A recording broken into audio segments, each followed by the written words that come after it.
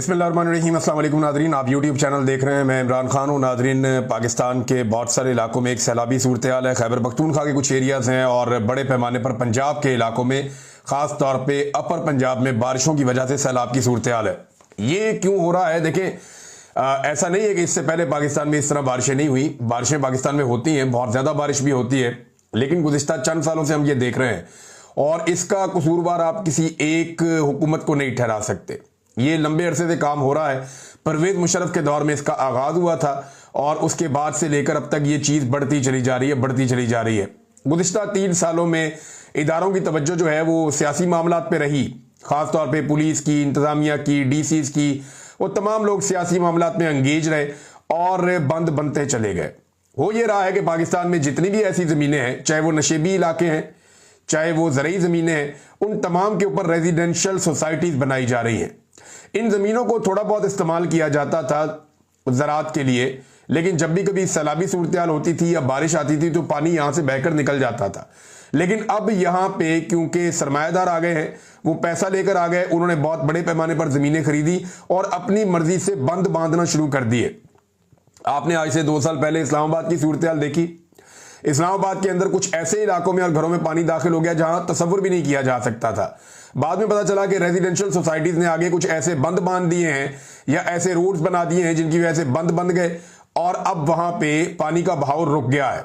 इसी तरह जगह जगह पानी का रास्ता रोका गया, कुदरत से पंगे लिए गए और बेशुमार इलाके जो है वो डूब गए। बहुत सारे लोगों का नुकसान हुआ, लोगों की गाड़ियां डूब गई, अरबों रुपए का नुकसान पाकिस्तानियों का हुआ है। अब तक की जो इतला है उसके मुताबिक बीबीसी की रिपोर्ट है वो ये कह रही है कि 60 से ज्यादा शहरी पंजाब के अंदर जाम बहक हो गए हैं, जिनमें रावलपिंडी डिवीजन के अंदर सबसे ज्यादा नुकसान हो रहा है।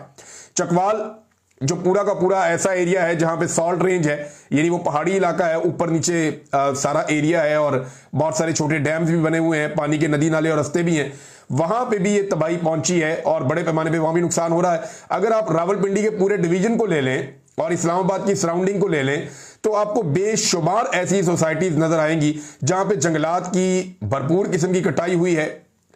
क्लाइमेट चेंज के हवाले से पाकिस्तान को जो पैसा मिला, पाकिस्तान ने वो खर्च नहीं किया। ये इसकी तफसीलात मेरे पास हैं।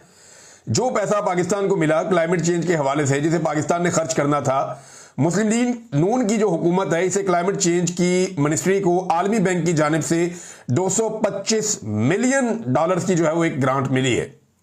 अब ये बहुत सारा पैसा था। ये पैसा इस्तेमाल होना था ग्राउंड के ऊपर इंफ्रास्ट्रक्चर्स बनाने के लिए और इस्तेमाल होना था क्लाइमेट चेंज को रोकने के लिए, लेकिन इस पैसे को इस्तेमाल नहीं किया गया।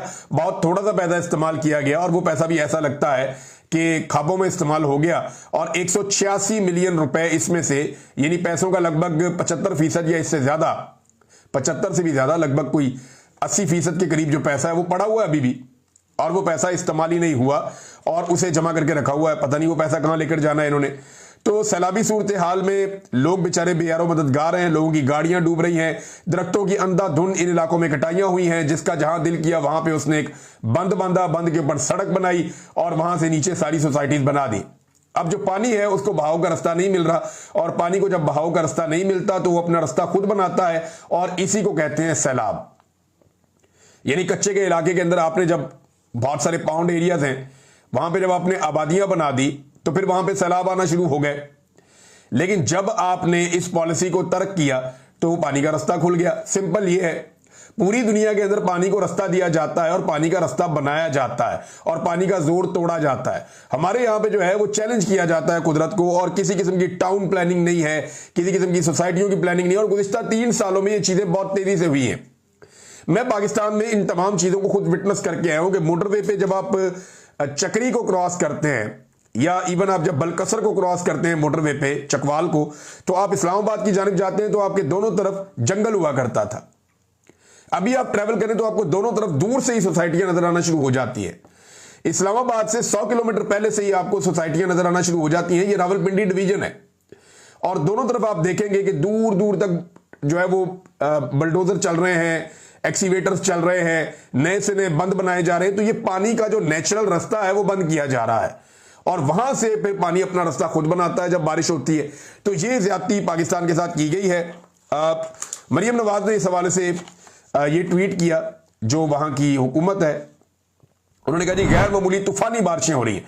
ये हर दफा जब भी होती है ना, इनके वालिद भी यही कहते थे, इनके चचा भी यही कहते थे, ये भी यही कहती है। तो बारिश कोई भी होगी, जब आप पानी का रास्ता रोकेंगे तो यही होगा, आपको इनकलाबी इकदाम करने पड़ेंगे, पानी का रास्ता खोलना पड़ेगा सारी सोसाइटीज को। यानी जिसका दिल करता है उठा के डीएचए बना दिया, जिसका दिल करता है उठा के बैरिया बना दिया, जिसका दिल करता है उठा के वो कोई और सोसाइटी लेकर आ गया। बड़े बड़े ताकतवर लोग जो असेंबलियों के अंदर बैठे हुए हैं, वो पैसा लेकर आते हैं, लोगों की जमीनें छीनते हैं, ताकत का अंधाधुंध इस्तेमाल करते हैं, कानून का इस्तेमाल करते हैं, उसके बाद वहां पे बंद बांधते हैं और सोसाइटियां बना देते हैं। जिसका दिल करता है पार्क व्यू बना देता है। तो ये तबाही फिरी हुई है और ये लगातार यही होता चला जा रहा है। हम ये देख रहे हैं बड़े लंबे अरसे से, और इसकी वजह से अब शहर डूबना शुरू हो गए हैं। वो जो असल शहर थे, वो जो असल मालिक थे शहरों के, जो वहां के रहने वाले मकीन थे, उनके साथ सारा जुल्म होता है जब सराउंडिंग के अंदर सोसाइटियां बनाकर जो ग्रीन एरिया है उनको ब्राउन एरिया कर दिया जाता है या ग्रे एरिया कर दिया जाता है। ग्रीन एरिया वो होता है जहां पे आपको कंस्ट्रक्शन की इजाजत नहीं होती। इमरान खान साहब के दौर में यही तो पंगा था कि अलीम खान साहब को और बहुत सारे लोगों को, बहुत सारे ताकतवर लोगों को, इवन डीएचए को कुछ ग्रीन एरिया को कन्वर्ट करना था कंस्ट्रक्शन के लिए ब्राउन एरिया में। इमरान खान साहब मान नहीं रहे थे और उस्मान बुज़दार के साथ पंगा यहां से शुरू हुआ था। भारत मरियम नवाज कह रही है कि इदारे बड़ी मेहनत कर रहे हैं, इंतजामिया को, अवाम को जो है ना बजरिया सायरन ऐलानात किए जा रहे हैं। जरा ये सायरन देखें, ये सायरन की बल्कि आप वीडियो देखें, थोड़ी सी हम आपको वीडियो दिखा देते हैं, को 5-7 सेकंड की ये वीडियो आप देखें सायरन की, आपको आइडिया होगा कि इस वक्त पंजाब कितनी तरक्की कर गया है और इसको कितनी शाबाश मिलनी चाहिए। सायरन चेक करें आप, ये कौन सी सदी का सायरन है और ये किस सदी में आजाद हुआ था, जरा ये देखें।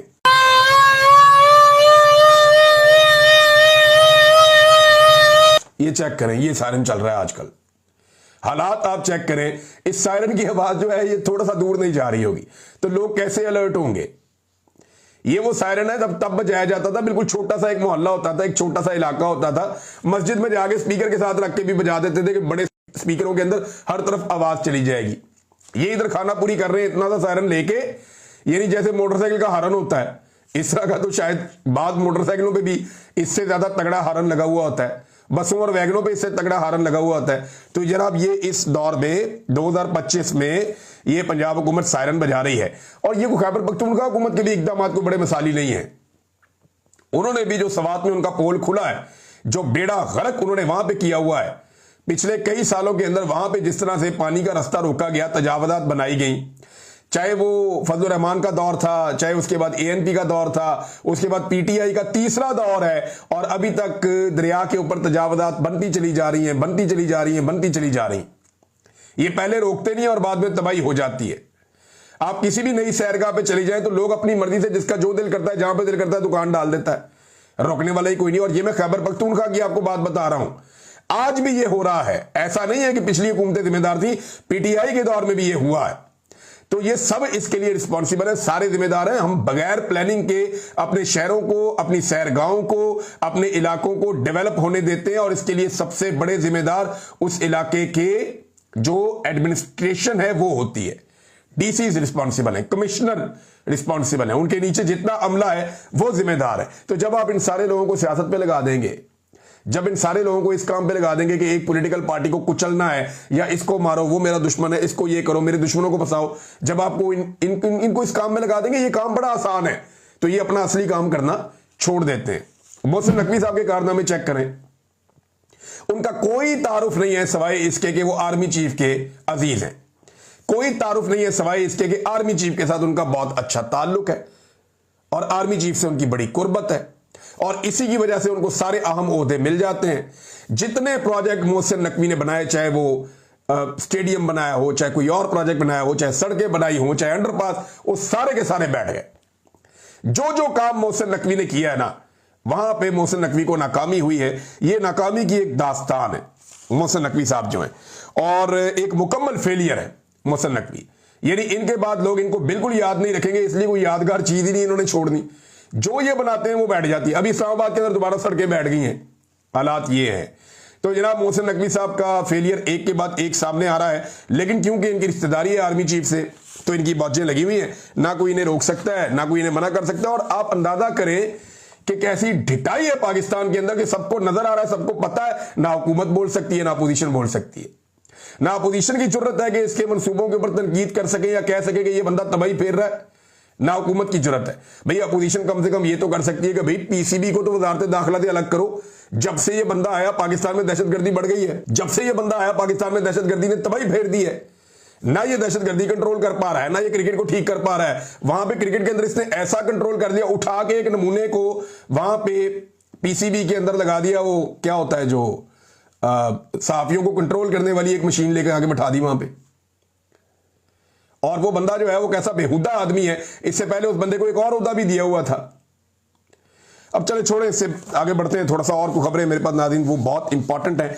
एक तो नाज़रीन पहले मैं जरा डॉन अखबार को थोड़ा पूछ लूं ना, उनकी तो क्लास लेनी बनती है, इसलिए कि कायदे-ए-आज़म मोहम्मद अली जिन्ना ने इसकी तारीफ की थी। डॉन अखबार की इंतजामिया को शर्म आनी चाहिए कि यार आप लोग भी एस्टेब्लिशमेंट के जूते साफ करने में इतना आगे निकल गए हैं। आपका अखबार तो हम इसलिए पढ़ते हैं कि हमें यह लगता है कि शायद डॉन अखबार वो बात कर रहा है, या डॉन की वेबसाइट के ऊपर वो बात लिखी जाएगी जो बाकी कहने से डरते हैं, या ये अल्फाज के चुनाव के अंदर सहाफत को आगे रखेगा। डॉन का काम चेक करें आप, ये देखें ये खबर। साबिक खातूने अव्वल बुशरा बीबी के बेटे मूसा मानिका ने जल्दी काम ना करने पर अपने ही मुलाजिम को गोली मारकर शदीद जख्मी कर दिया और जदीद असलहे से लेस होकर जख्मी मुलाजिम अली बहादुर को उठाने से भी मना कर दिया था। वाकई की इतला मिलते ही डीपीओ पाकपतन जावेद चद्दड़ जाए वकुआ पर पहुंचे और फायरिंग के वाकये में मुलव्विस मुलजिम मूसा मानिका को गिरफ्तार कर दिया। अब मामला यह है नाजरीन कि क्या इस आदमी के शनाख्ती कार्ड के खाने में वल्दियत में बुशरा मानिका लिखा हुआ है? क्या यह लिखा हुआ है इसके वल्दियत के खाने में, या वहां पे खबर मानिका लिखा हुआ है? क्या जब एफआईआर दर्ज की जाएगी तो उसमें यह लिखा जाएगा कि मूसा मानिका वल्द बुशरा मानिका? वहां लिखा जाएगा मूसा मानिका वल्द खावर मानिका, लेकिन लाकर यहां पे जोड़ना है। मां का नाम कभी ना स्कूल में दाखिले में लगता है, ना एफआईआर में लगता है, ना लाइसेंस में लगता है, ना आईडी कार्ड में लगता है, लेकिन डॉन की खबर में लगता है। वो इसलिए कि आज उसकी मां जो है वो रियासत उसके खिलाफ हुई है। मैं वजह में नहीं जाता। इमरान खान साहब ये कहते हैं कि ये आर्मी चीफ और मेरी वाइफ के बीच में लड़ाई ये है, और उसको गुस्सा मेरी वाइफ के ऊपर आर्मी चीफ को ये है कि मेरी वाइफ ने आर्मी चीफ का ओहदा नहीं बचाया और उससे मुलाकात से इनकार कर दिया था। वो तो ये कहते हैं। लेकिन क्योंकि आज निजाम जो है या एस्टेब्लिशमेंट जो है उसने फैसला किया हुआ है कि इस औरत को हमने दीवार के साथ लगाना है, तो इस औरत का नाम लेंगे, जिस आदमी ने गोली चलाई उसके बाप का नाम साथ नहीं लगाएंगे। हालांकि वो भी काफी मकबूल आदमी है। इद्दत के केस में उसने बड़ी शोहरत हासिल की। पाकिस्तान के सारे टीवी चैनल्स पे बराह रास्त वो चलता था, रोजाना टॉक शोज में उसको बिठाया जाता था इद्दत वाला केस उछालने के लिए। तो डॉन अखबार को शर्म आनी चाहिए। और मैं आपको एक चीज और बताऊं, ये बंदा गिरफ्तार पता कब होना चाहिए था खावर मानिका को और इनको? मैंने बड़ा रोला डाला था उस दौर में भी, जब इमरान खान साहब वजीर आजम थे और ये खावर मानिका अन्य फायरिंगें कर रहा था वहां पे अपने बेटे की शादी पे इंजॉय कर रहा था। उस वक्त इसको नकेल डालनी चाहिए थी। उस वक्त पुलिस इनकी गुलाम बनी हुई थी। उस्मान बुज़दार साहब को मैंने कहा तो उन्होंने जनाब जवाब देने से इनकार कर दिया। डीपीओ को फोन किया, उसने कहा जी हमारे तो भाई हाथ से बाहर, हम नहीं कुछ कर सकते। उस वक्त इनको जूते मार के गिरफ्तार करके लेकर जाना चाहिए था जब उस्मान बुज़दार की पंजाब में और इमरान खान की वफाक में हुकूमत थी, तो आज ये गोली ना चला रहा होता। ये भी एक सच है, हकीकत है, ये भी तस्लीम करनी पड़ेगी। लेकिन आज जो डॉन ने 2 नंबरी की है, इसीलिए पाकिस्तान का जो रवायती मीडिया है वो अपनी साख खोता जा रहा है। सियासत.pk ने भी ये खबर दी है, देखें कैसे दी है, ये मैं आपको भी पढ़ के सुना देता हूं। जिस तरह सियासत.pk ने दी है तो ये इन लोगों की हैसियत भी बढ़ेगी, इन लोगों की क्रेडिबिलिटी भी बढ़ेगी, और लोग इन चैनल्स को फिर ज्यादा पसंद भी करेंगे और ज्यादा देखेंगे भी, क्योंकि लोगों को ये नजर आता है कि ये वो 2 नंबरी नहीं कर रहे जो आप लोग कर रहे हैं। स्पेशली डॉन को मैं ये कहूंगा।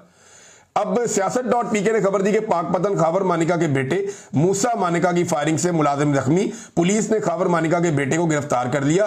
वाकया खावर मानिका के डेरे पर पेश आया। यह है नाज़रीन खबर देने का तरीका।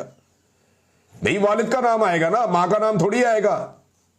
जब खबर चलानी थी तब तुम लोगों ने चलाई नहीं। जब ये फायरिंग कर रहा था तब तो आप लोग सब भाग गए थे। जब इन लोगों की शादियों के ऊपर फायरिंगें हो रही थी, इंजॉयमेंट हो रही थी और ये पकड़े नहीं जा रहे थे, मैं खबर दे रहा था और कोई खबर नहीं दे रहा था, कोई बात करने के लिए उस वक्त तैयार नहीं था।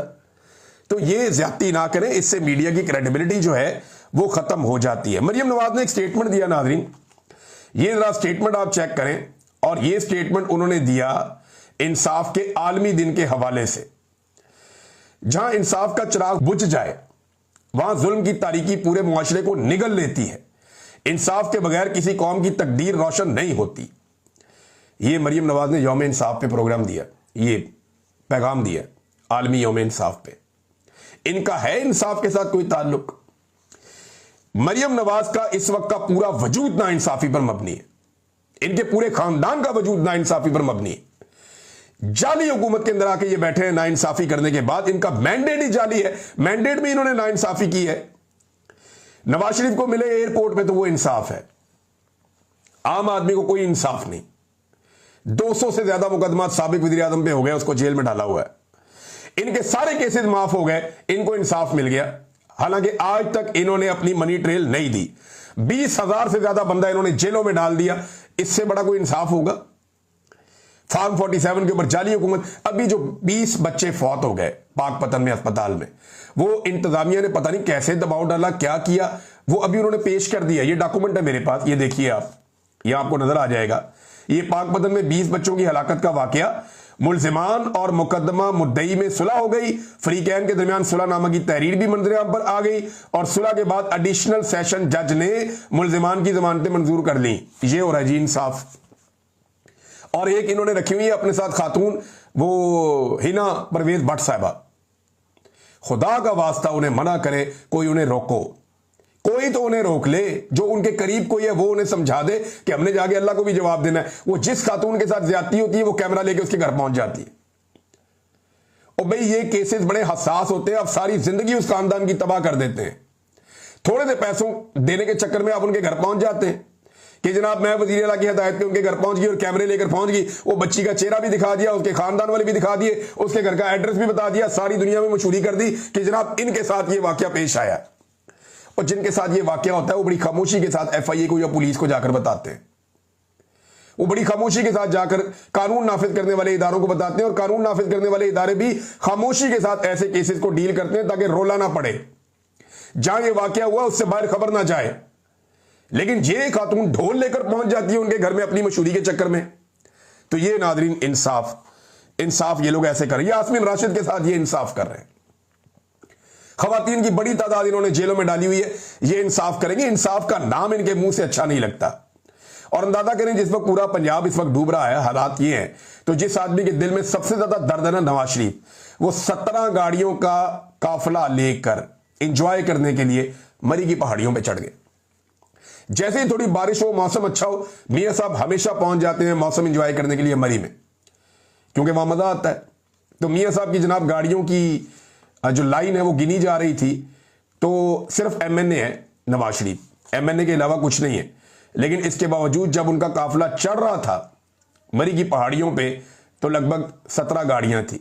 और दूसरी तरफ जो बलोच आए हुए हैं एहतजाज करने के लिए कि जबरी तौर पे हमारे प्यारों को लापता किया हुआ वो हमें वापस दे दो, उन्हें डंडे मारे जा रहे हैं, उन्हें परेशान किया जा रहा है, उनके ऊपर पिछली दफा पानी फेंका गया, इस मरतबा बारिश हो रही है, उनको बारिश में डुबोया जा रहा है। और जब आप ऐसे जुल्म करेंगे अपने शहरियों से तो कुदरत भी ऐसे ही इंतकाम लेगी।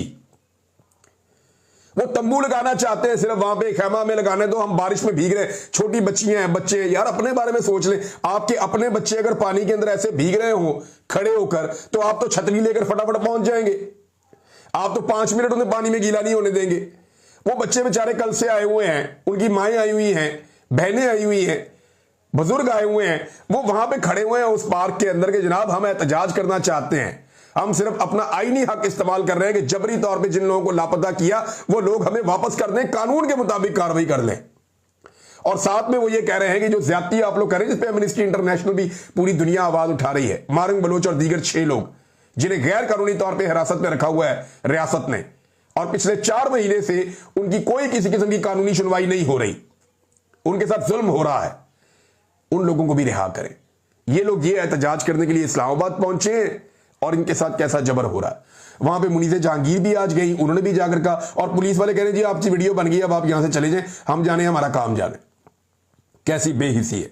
मैं इन पुलिस वालों से पूछता हूं, अगर आपके बच्चे ऐसे बारिश के अंदर खड़े हो तो आपको कितना बुरा लगेगा। लेकिन अगर किसी ने जुर्म किया है, अगर किसी ने दहशतगर्दी की है या कोई दहशतगर्दी में मुलव्वस है, तो उसको सबूतों समेत अदालत में पेश करें, उसको मौका दें, वो अपनी बात करे और आपके पास मौका है, आप अपने कानून के मुताबिक केस करें। सजा देनी है तो दे लें, आप अदालतें सजा दें ना। आप कैसे किसी की जिंदगी के मालिक बन सकते हैं कि आपकी अदालत का एक दिन का आपका तजर्बा नहीं है, आप उठा के बंदे को जबरी तौर पे लापता कर देते हैं। बाज़ औक़ात लोगों की लाशें मिल जाती हैं। ये नहीं हो सकता। इसके खिलाफ वो लोग आए, उनके साथ ज्यादती हो रही है। वो एक बच्ची बेचारी छोटी सी वो खड़ी वहां पे बात कर रही है, ईमान मजारी साहबा ने उसकी ऑडियो लगाई है, मैंने सुनी है, मुझे बड़ी तकलीफ हुई। ये आप सुने वो बच्ची क्या कह रही है।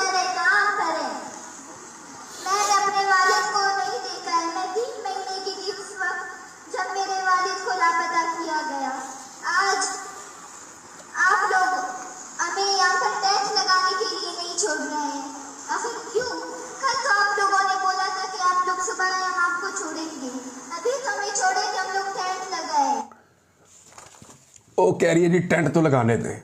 मैं 3 महीने की थी, मैंने अपने बाप को देखा ही नहीं है। वो कितनी बड़ी होगी बच्ची, वो खड़ी होकर वहां बात कर रही है। एक लम्हे के लिए सोचें, इस मुल्क के फैसला साज एक लम्हे के लिए सोचें कि आपके बच्चे आपको ना देख पा रहे हो। यार कोई शहीद हो जाता है ना, या कोई मर जाता है तो उसके घर वालों को सुकून आ जाता है। मैं इस तकलीफ से गुजरा हूं। मैं ये कहता था ये सही को मुझे मार के मेरी लाश मेरे घर वालों को दे दें आप, उन्हें सुकून तो आ जाएगा कम से कम। मैं उन्हें ये कहता था। ये इन्होंने देखा ही नहीं अपने प्यारों को। इनको एक उम्मीद है कि आज वो आ जाएगा, सारी जिंदगी इनकी नजरें दरवाजे के ऊपर लग गई हैं। कोई मर जाए, शहीद हो जाए, कुछ हो जाए, जाबाक हो जाए, वो जब लाश मिल जाती है तो एक दिन आता है घर वालों को सब्र आ जाता है। ये एक लगातार अजियत है जो आप दे रहे हैं लोगों को। आपको अंदाजा ही नहीं है कि आपकी कैसी पकड़ होगी क़यामत वाले दिन, आप सोच नहीं सकते। नाज़रीन, एक और खबर भी पाकिस्तान के मीडिया में चली कि डोनाल्ड ट्रंप शायद पाकिस्तान आ रहा है, और ये 18 तारीख भी दी गई। तो डोनाल्ड ट्रंप पाकिस्तान आ सकता है, कोई बड़ी बात नहीं है। लेकिन अभी जो खबर की तरदीद आई वो ये है कि बरतानिया आ रहा है। वो 17 से 19 तारीख तक वो यहाँ पे रहेगा बरतानिया में।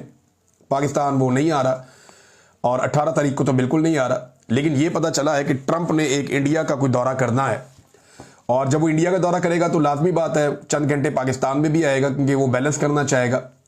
पाकिस्तान भी इस रीजन का एक अहम मुल्क है और पाकिस्तान की अहमियत से इनकार नहीं किया जा सकता। माजी में भी ऐसा हुआ है, जब भी कभी अमेरिकन प्रेसिडेंट आते हैं इंडिया में तो वो अक्सर कभी पाकिस्तान का दौरा भी छोटा सा कर लेते हैं, कभी नहीं भी करते।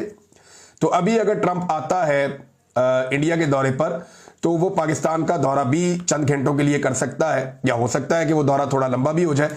लेकिन इससे क्या होगा, डोनाल्ड ट्रंप आपसे और मांगेगा, आपको डोनाल्ड ट्रंप को और देना पड़ेगा, क्योंकि अब्राहम अकॉर्ड जो है वो उनकी एक शर्त है, और उसके ऊपर मुबैना तौर पे पाकिस्तान की जानिब से गारंटी करवा दी गई है कि बेफिक्र रहे, हम इसराइल को तस्लीम करेंगे, बस थोड़े मामलात हमारे भी सिद्धे करवाए जाएं। अब इससे ज्यादा मैं कुछ नहीं कहता। अब तक के लिए इतनी, अपना ख्याल रखिएगा, अपने चैनल का भी। अल्लाह हाफिज़।